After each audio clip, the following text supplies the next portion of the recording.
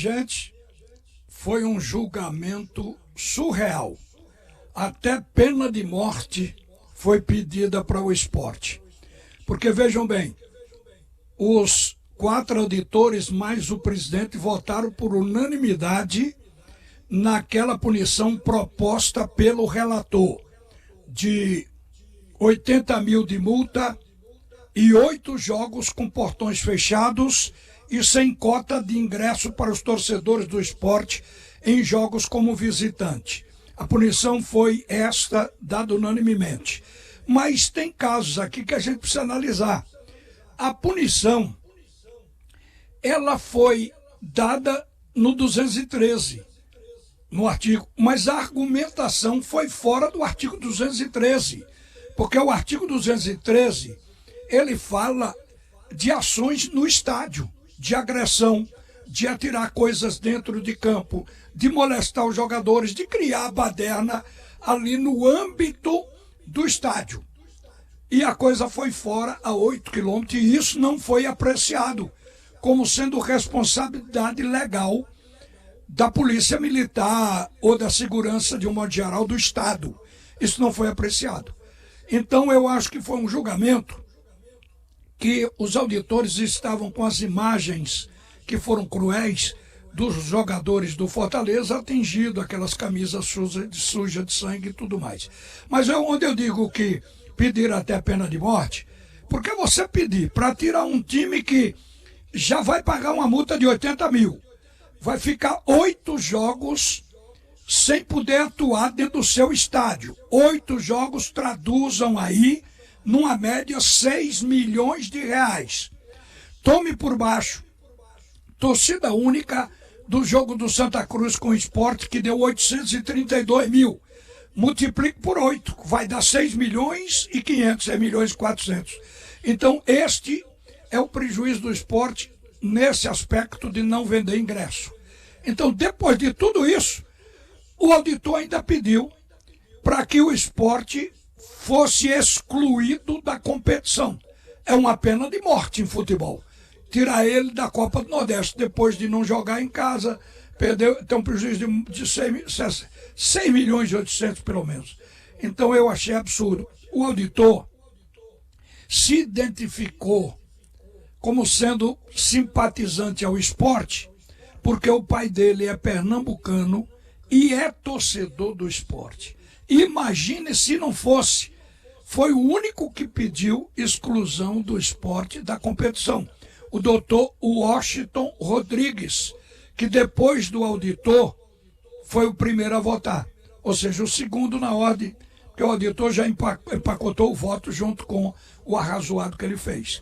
Então, acho que o esporte foi punido por uma coisa que o regulamento cobra em acontecer no âmbito do estádio.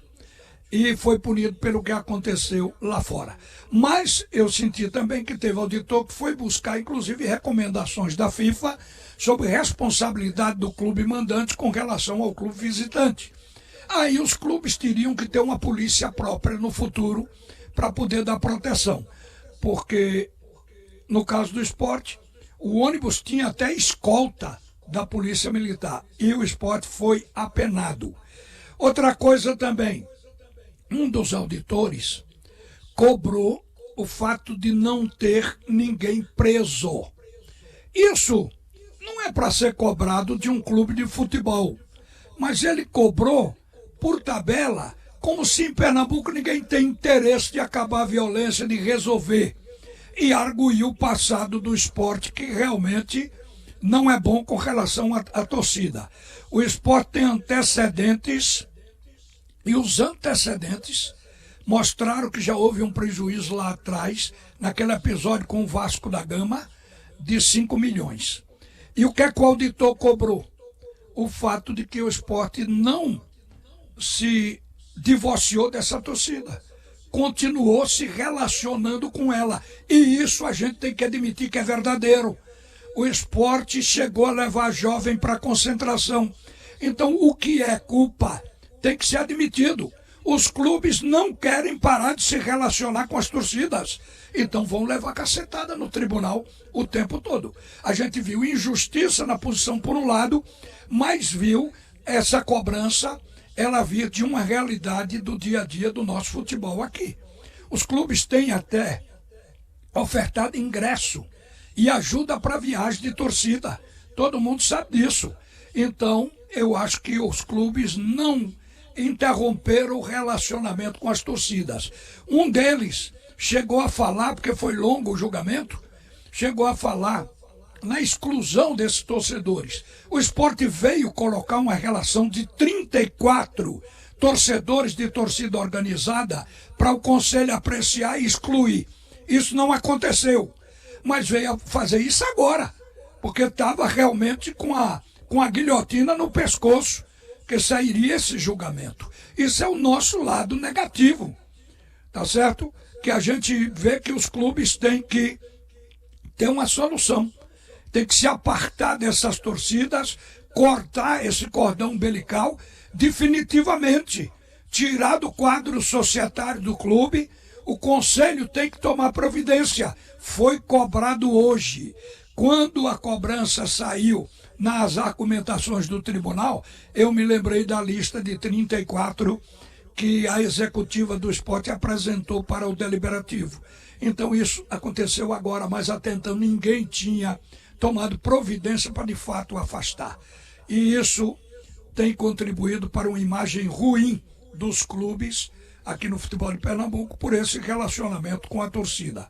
Foi por unanimidade a punição.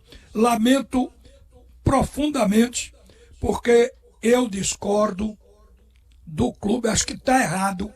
Se isso está em regulamento, tem que ser tirado. Os clubes têm força para isso, numa Assembleia Geral na CBF, de pedir que se tire essa questão da rua, da via pública, do clube ser responsável pela segurança do visitante na via pública. Isso é um absurdo e eu não concordo com isso, mas vai ter que se engolir. Outra coisa também, o Flamengo foi absolvido e o Flamengo teve apedrejamento no ônibus do Atlético Mineiro e pedras foram jogadas dentro do ônibus para atingir os jogadores. Os jogadores se defenderam, não foi um caso assim de ter jogador sangrando como aconteceu no caso aqui do Sport, e certamente que o Flamengo apresentou a responsabilidade da segurança na rua e passou para a polícia, e o tribunal aceitou e absolveu o time do Flamengo. Eu pensei que o Sport ia argumentar sobre isso e o tribunal iria considerar esse fato, que já absolveu o Flamengo por uma agressão ao clube visitante, ao ônibus do clube visitante.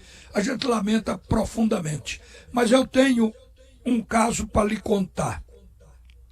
Jogador Barleta que está no Sport pode ser ainda motivo de dor de cabeça. Veja o que é que está acontecendo. Esse jogador conseguiu na justiça a sua liberação do Ceará, porque o Ceará não lhe pagava.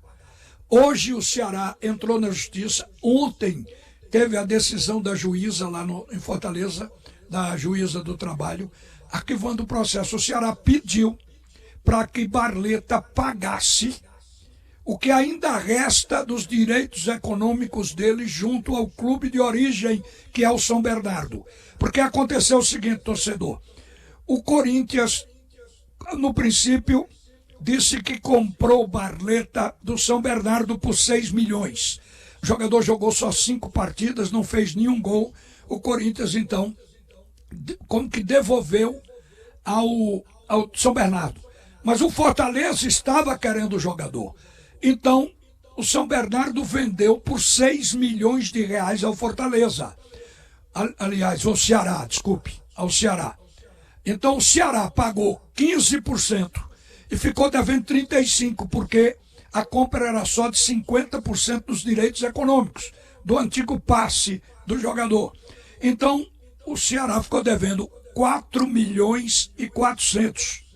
Esses 4 milhões e 400 até agora não foram pagos.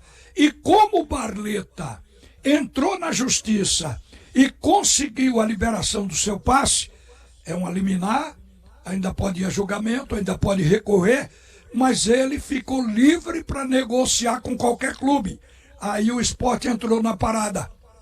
O Sport fez um contrato com ele até 2028. Mas o Sport pagou os direitos a quem? A ele? Ao São Bernardo? Não acredito. Deve ter pago ao jogador e feito uma negociação e ao seu empresário. Sei que o jogador tinha liberdade para negociar com o Sport, mas vai dar dor de cabeça, porque o Fortaleza quer que o jogador pague o restante do débito com o São Bernardo, os 4.400.000. Pelo justo, quem tem que pagar os 4.400.000 é o Ceará e não o jogador. E repare, foram 50% vendidos apenas. Mas o São Bernardo perdeu 100%. Perdeu inclusive os outros 50% que eram deles, do São Bernardo. Perdeu também porque o jogador pegou passe livre por atraso de fundo de garantia, de salário. E foi uma multa de 2 milhões. O Ceará ainda vai pagar 2 milhões ao Barleta e mais 600 mil ao empresário dele. Dinheiro atrasado. Então, por conta disso, o Ceará passa a assumir a responsabilidade total. Só que o Ceará diz que está entrando em comunicação com o São Bernardo para que juntos entrem na justiça civil contra o Barleta. Então, no mínimo, o Sport vai botar advogado para o jogador. Ainda vai ter uma certa dor de cabeça, porque os respingos da questão jurídica do Ceará com Barleta deve atingir o Sport Clube do Recife a qualquer momento. É mais um imbróglio, é mais uma questão na justiça por negócio mal feito.